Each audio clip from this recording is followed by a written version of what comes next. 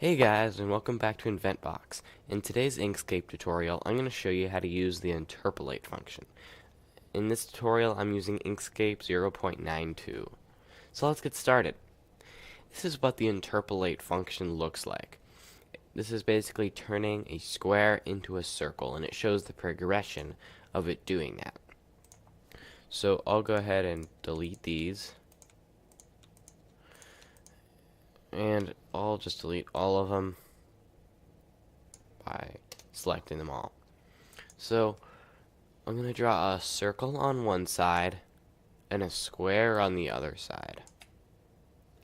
And then I'll line them both up with the Align and Distribute menu. Now those are lined up, we're going to select both of them and go to Path, Object to Path. So now both of these objects are paths. Now in the Extensions drop down, click on Generate from Path, Interpolate. Now you can change the amount of steps, and we're going to check a live preview so we can see what it's going to look like whenever we hit apply. So you can have as many steps as you want.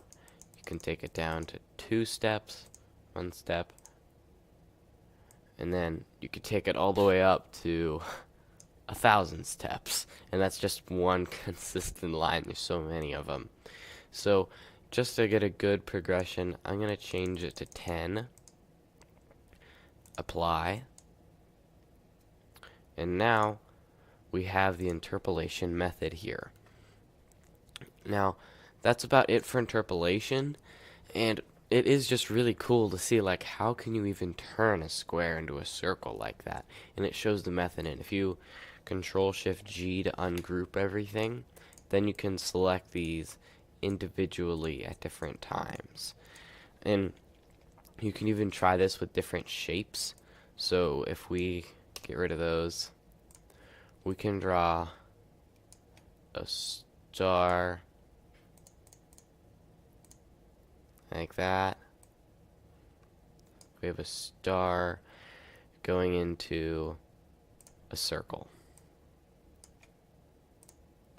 We'll line both of these up. Path, Object to Path, Extensions, Generate from Path, Interpolate. Live preview.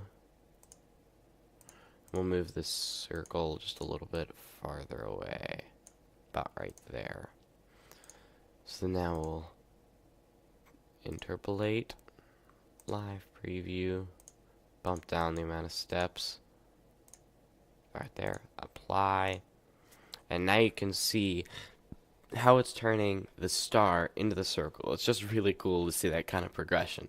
So I hope you guys found this video useful. If you did, don't forget to like and subscribe, and we'll see you next time.